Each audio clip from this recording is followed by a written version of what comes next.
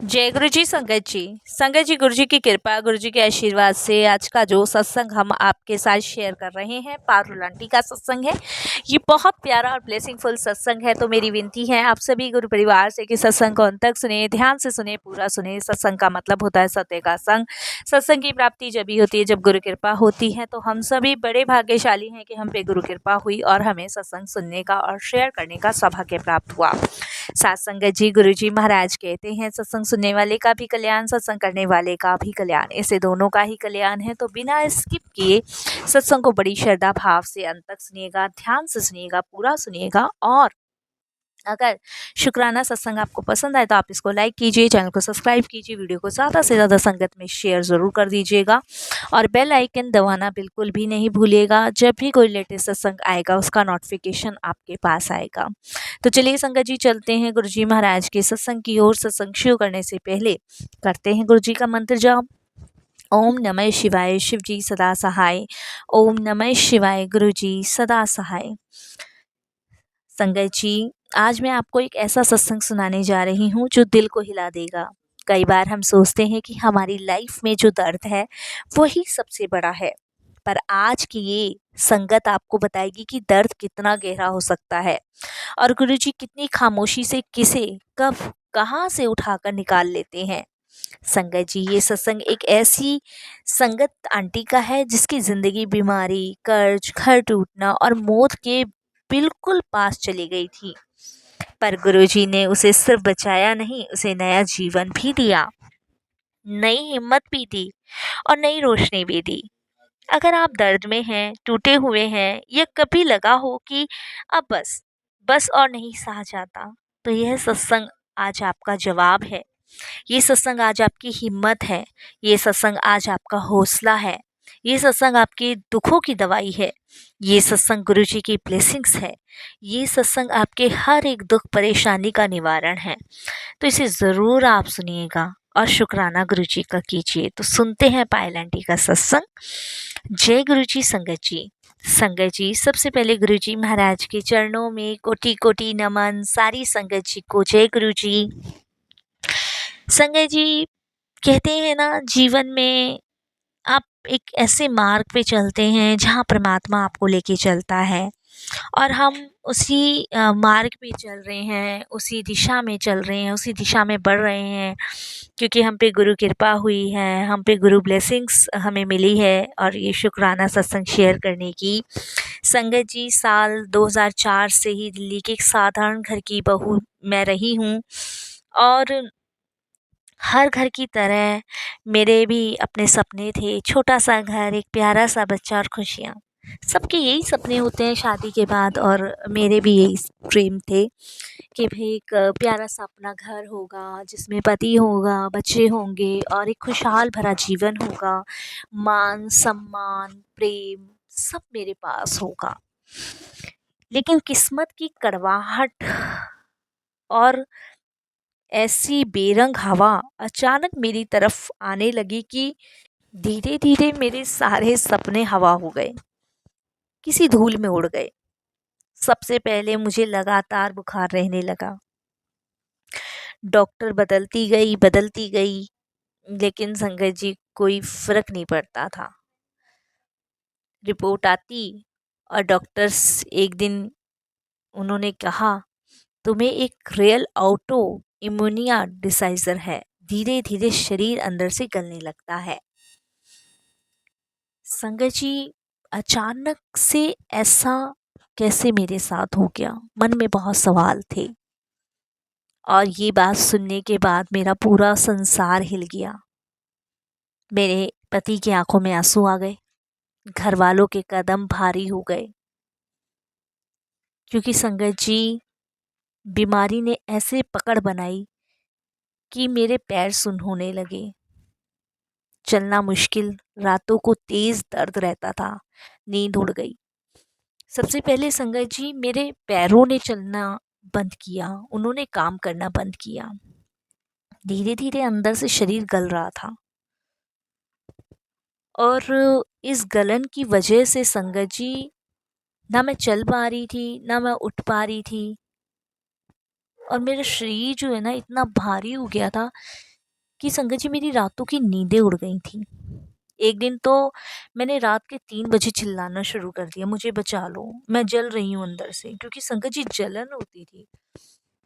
मतलब शरीर में ना बुखार इतना तेज होता था कि मेरा शरीर ना अंदर से इतना गर्म हो जाता था, तपता था। डॉक्टर बोले अगर बीमारी दिमाग तक गई तो कैंसर जैसा असर होगा, बचने की उम्मीद भी कम हो सकती है। मेरे लिए सबसे डर और घबराने वाली बात हो गई थी, उससे ज़्यादा मेरी फैमिली के लिए। संगत जी किसी माँ बाप के लिए इससे बड़ा धक्का और क्या हो सकता है। संगत जी मेरे पापा ने अपनी रिटायरमेंट की बचत निकाल दी, पति ने अपनी बाइक बेच दी, घर का छोटा कमरा गिरवी रख दिया। संगत जी आप विश्वास नहीं मानोगे, दर्द वही जैसे जहर रोज शरीर में भरा जा रहा हो। इतना परेशानी में, इतने दर्द में मैं जी रही थी, बुखार उतरने का नाम ही नहीं ले रहा था। उसी समय संगत जी घर में झगड़े भी शुरू हो गए। इतना पैसा इस पर लगा रहे हो, क्या फायदा, ये सास ससुर का कहना था। मैं सुनती रहती थी, सब कुछ सहती रहती थी। संगत जी सब लोग मुझे ऐसे बोलते थे। एक दिन पता चला कि मैं गर्भवती हूँ। पूरे घर में एक बार फिर से खुशियाँ हो गई। सबको लगा कि शायद अब भगवान दया कर देगा, लेकिन बीमारी और दवाइयों की वजह से 3 महीने में ही संगत जी मेरा गर्भपात ठहर नहीं पाया और संगत जी मेरा मिसकैरेज हो गया और साथ में सारी उम्मीदें टूट गई, सारी की सारी। जब दुख आता है ना संगत जी, वो ये देख के नहीं आता कि किसके दरवाजे में घुस रहा हूँ, वो बिना कहे आ जाता है।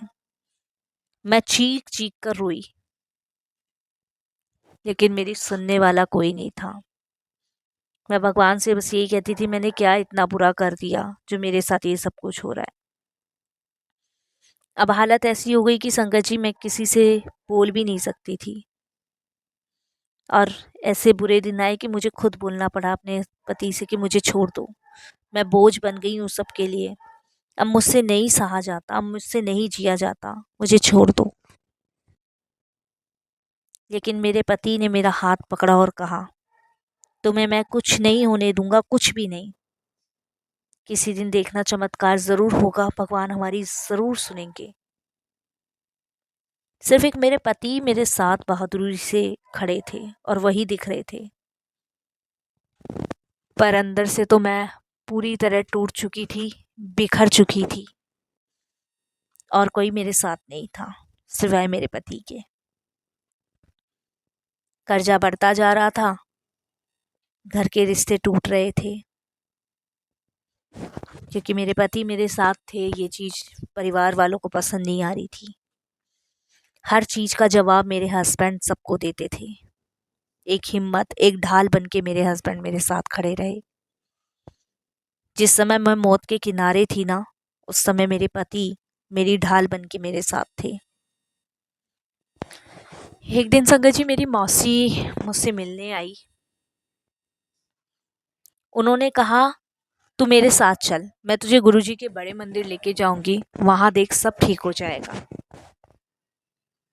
संगत जी मेरे बस की बात नहीं थी और ना मैं चल सकती थी, लेकिन मेरी मौसी बोली तू चल, मैं गुरुजी तक तुझे लेकर जाऊंगी और देख गुरुजी कैसे तुझे सही करते हैं। तू एक बार सिर्फ गुरुजी के पास चल, मेरे कहने से चल, और देख गुरुजी महाराज जो है सबकी परेशानियों को हर देते हैं, सबको ठीक कर देते हैं। संगत जी मैं उस समय चलने की हालत में भी नहीं थी, लेकिन मेरी मौसी ने मेरे हस्बैंड को कहा कि एक गुरुजी का मंदिर है और वहाँ पे गुरुजी महाराज विराजमान हैं, वहाँ इसको लेके चल। संगत जी जब मेरी मौसी और मेरे हस्बैंड ने मुझे मनाया, तब उस दिन सब कुछ बदल गया। बस एक ये लाइन, मौसी ने मेरे फोटो को गुरुजी के स्वरूप के आगे रख दिया और संगत जी वही रात मेरे कमरे में खुशबू फैल गई। रात को 2 बजे सब सो रहे थे, मेरी आंखें खुली और मैंने देखा कमरे की हल्की सी रोशनी में काले रंग की परछाई शिव रूप में आई। मैं डरी नहीं, पर मुझे आवाज आई, डर मत, तेरा दर्द मेरा है, तू बस उठ। जबकि संगत जी अगले दिन हमें गुरुजी के दरबार जाना था, लेकिन उससे पहले गुरुजी के स्वरूप के सामने ही मेरी मौसी ने मेरा फोटो रखा था। वो बिना कहे, बिना कुछ शांत रहे, सिर्फ इतनी बात कह के, और वो पहली बार बिना सहारे के मैं उठ गई। पैरों में सुनपना कम, सांसें शांत हो गई, दर्द जैसे संगत जी मानो आधा हो गया। अगले दिन संगत जी मैं खुद बाथरूम तक चल के गई, जो पिछले 6 महीने से संभव नहीं था। उसके बाद संगत जी मैं सीधे गुरुजी के बड़े मंदिर गई, पैरों से खुद चल के, जब तक मैं गई भी नहीं थी। संगत जी पति भी हैरान थे, मौसी भी हैरान थी, सब हैरान थे। गुरुजी के दरबार जाते ही संगत जी मैंने उनका शुक्राना किया। मुझे शांति मिली, सुकून मिला, और लगा कि मानो जैसे आधे से ज़्यादा परेशानी तो मेरी गुरुजी के दरबार में आने से ही ख़त्म हो गई। दवाइयों ने असर नहीं किया, पर संगत जी मेरी हालत सुधर रही थी। ये गुरुजी की कृपा थी, ये दवाइयाँ नहीं, ये गुरुजी का पहला स्पर्श था। उसके बाद संगत जी लंगर प्रसाद करके हम घर आए। मेरी हालत में धीरे धीरे सुधार होना शुरू हुआ, धीरे धीरे, मतलब मेरा जितना भी सुनपना था वो कम हुआ, मुझे शांति मिली। 3 हफ्ते बाद संगत जी मैं फिर से बड़े मंदिर गई। मुझे मौसी, मेरे हस्बैंड फिर से लेके गए, क्योंकि 3 हफ्ते बाद गुरुजी ने बुलाया था। वो डेली नहीं बुलाते थे, गुरुजी बहुत कम बोलते थे, बहुत कम। जैसे ही संगत में मैंने शुक्राना गुरुजी बोला, मेरे पूरे शरीर में झंझनाहट होने लगी। लंगर में बैठी तो मेरी प्लेट में बार बार जोर से संगत जी इतनी फ्रेग्रेंस आ रही थी, हर एक बाइट में, जैसे कि मानो कि मैं अमृत पी रही हूँ। सच में संगत जी, लंगर खत्म हुआ, मैंने आज्ञा लेके मैं बाहर निकली तो मेरे पति रोने लगे और कहने लगे, आज पहली बार तू सामान्य लग रही है। उनकी आंखों से आंसू निकल गए, क्योंकि उनके लिए ये बहुत बड़ा चमत्कार था संगत जी, बहुत बड़ा। मुझे एक अंदर से अजीब सी शांति मिली। गुरुजी ने कुछ नहीं कहा, पर मुझे लगा जैसे किसी ने मेरी सारी पीड़ा अपने अंदर खींच ली हो। संगत जी मुझे बहुत शांति मिली, आप विश्वास नहीं मानोगे, बहुत सुकून मुझे मिला उस समय। 3 हफ्ते बाद मेरी रिपोर्ट आई। डॉक्टर हक्के बक्के, तुम्हारी बीमारी 70% गायब हो गई है, ये बहुत बड़ा इंक्रूमेंट है तुम्हारे जीवन में। संगत जी मैंने कहा, मेरे प्यारे गुरुजी डॉक्टर जो हैं, मेरे गुरुजी ने मुझे ठीक किया है। डॉक्टर बोले जो भी किया है चमत्कार किया है, तुम खतरे से बाहर हो। इसके बाद 6 महीने में संगत जी मैं पूरी तरह ठीक हो गई। दर्द खत्म, सुनपना गायब, दवाइयाँ धीरे धीरे बंद। और फिर एक दिन डॉक्टर ने मुस्कुराते हुए कहा, कॉन्ग्रेचुलेशंस, आप माँ बनने वाली हो। 9 महीने बाद एक प्यारी सी बेटी हुई, जिसका नाम मैंने श्रद्धा रखा, क्योंकि वही उसके जीने का कारण बनी। संगत जी, इस सत्संग में एक बात साफ है, गुरुजी पहले दर्द देते नहीं, वे हमारे पुराने कर्म काटते हैं जो हमारे बने हुए होते हैं। हम पर भला करते हैं और फिर वही घाव से रोशनी बना देते हैं। आज बिल्कुल ठीक है, मेरी बेटी अब तो काफ़ी बड़ी हो गई है, घर में खुशियाँ हैं, प्यार है, शांति है।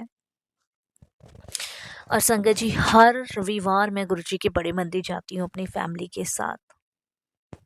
हम भी अगर टूटे हैं, डरे हैं, बीमार में हैं, तो एक बात हमने हमेशा याद रखी कि हमारे साथ गुरुजी हैं। और आप भी हमेशा याद रखिएगा संगत जी कि आप अगर दर्द में है, बीमारी में है, टूटे हुए हैं, कि गुरुजी आपके साथ हैं। जहाँ पे डॉक्टर साथ हाथ छोड़ देते ना, वहाँ गुरुजी थाम लेते हैं। मैं हर हाल में उनका शुक्राना करती हूँ और यही कहती हूँ कि गुरुजी आपकी कृपा ही है जो हम लोगों को इतना स्ट्रांग बनाती है, हमारी परेशानियों को ख़त्म करती है, हमें इतना ब्लेस करती है। संगत जी, जीवन चाहे कितना भी छोटा क्यों ना हो, लेकिन अगर भगवान की कृपा, प्रभु की भक्ति आपके साथ है ना, तो आपका कभी अमंगल नहीं हो सकता, क्योंकि गुरु की कृपा में ही सुख है और गुरु की कृपा से ही आपके बहुत सारे कष्ट दूर हो सकते हैं। संगत जी, एक बात और ध्यान रखिएगा, जब आपके जीवन की परिस्थितियां डगमगा जाए तो कभी हार मत मानना, सिर्फ अपने गुरु को याद करना। जब आप अपने गुरु को याद करेंगे तो आपकी हर एक परेशानी को दूर करने के लिए आपके प्रभु, आपके भगवान आपके पास आएंगे। यकीनन वो आपके सारे कष्ट हर लेंगे। मैं बहुत बार सोचती थी कि मैं गुरु जी के दरबार जब भी जाती थी ना संगत जी, गुरु जी से मेरी बहुत कम बातें होती थी।